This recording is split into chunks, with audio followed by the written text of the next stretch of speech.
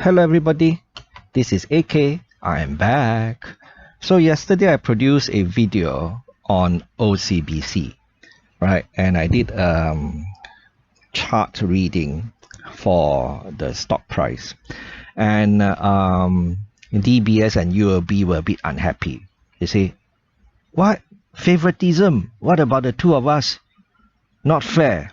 So I figure I might as well do a chart reading for DBS and UOB today, right? To be fair I think there's quite a bit of interest in DBS because DBS pays dividends 4 times a year, and naturally, due to that, there should be quite a bit of interest. As for UOB, there is expectation that it will do better in future because of because it bought Citibank's consumer business, banking business in 4 Southeast Asian countries, and we saw how that has already given a boost to its earnings, and its CET1 ratio actually recovered very quickly. The CET1 ratio took a dip after the acquisition.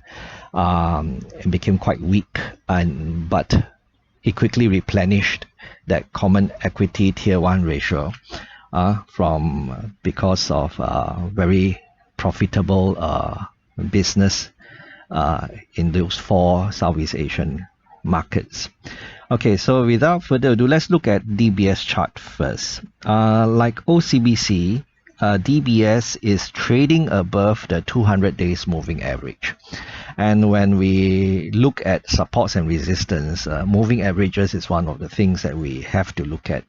And the 200 days moving average is a long-term moving average, and usually that means it's either strong resistance or strong support, right? And because DBS share price is currently trading above the 200 days moving average, it is going to act as a support, which means that whenever price goes down to test this moving average, there will be buyers who come in to support the price to buy the stock, right? So this 200 days moving average is currently at about $33.23. So that is where I see immediate support.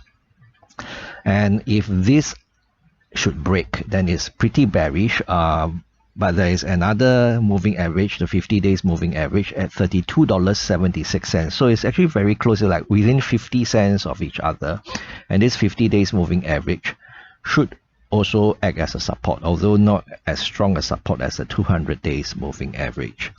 And chances of it breaking will be a bit higher than the 200 days, and if this should break, then we could see the stock price retreating to $30 per share or even $29 per share, which was what I said 2 weeks ago.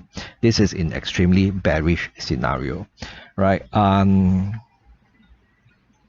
This one, in terms of momentum, right? In yesterday's video, we look at the MACD, which is a momentum oscillator. In terms of momentum, it's actually quite encouraging because it is slightly positive. It's in positive territory, but only slightly so, compared to OCBC, which I said yesterday or last evening was slightly negative. It was in negative territory, although it was rising. The momentum was rising, so it could cross over into positive territory. We will have to wait and see. So the fact that the momentum oscillator is now in positive territory shows that people could be more interested in buying DBS because of its quarterly dividends. Okay, let's move on to UOB. Now UOB's chart looks to be the most volatile of the 3 charts, right? DBS, OCBC, UOB. It also looks to be the weakest chart at the moment. This is from one simple observation, and that is the share price is actually trading below the 200 days moving average. So I said before that 200 days moving average is a long-term moving average, and usually it can act as a strong support or a strong resistance. And because UOB's share price is trading below the 200 days moving average, this moving average now acts as resistance and is at $29.24. So this price is likely to act as resistance if Mr. Market tries to push the stock price higher, right? And if we are buying, we have to be careful because if we are so unlucky as to buy a resistance, then chances are there's a high chance we could see the share price decline from there. And for those of us who cannot stomach capital loss even on paper, that is something to take note of. Now, what about the 50 days moving average? The 50 days moving average for UOB's case is immediate support. And it's a shorter term support. It's not as strong, but for what it's worth is at $28.37, right? And hopefully it holds if it's ever tested, but if it doesn't hold, then we could see the lows of October 2022 retested, and that's at about $26 per share. And like OCBC, the momentum oscillator, the MACD, is in negative territory, and it could happen, we could see share price weaken, but the encouraging thing is that the momentum oscillator is slightly rising. So if it continues this way, we could see it cross into positive territory. But if it doesn't, then we could see the low of October 2022 retested at $26. And remember, in the video I shared 2 weeks ago, in the most bearish scenario, we could even see $24 per share, right? So OCBC is a bit more, UOB looks to be the weakest in terms of chart, and it seems a bit iffy, right? And what am I going to do, right?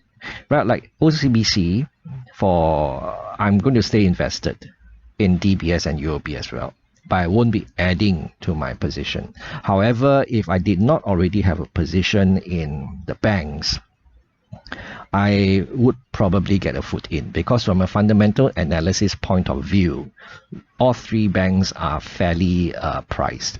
They are not excessively priced, they are not expensive. So if I didn't have a position yet, I would get a foot in, but I would not throw in everything, including the kitchen sink, and definitely I would not borrow another sink or two to throw them in as well. Okay, so remember, always be pragmatic, don't be overly pessimistic nor overly optimistic. Okay, if AK can do it, so can you. Bye bye.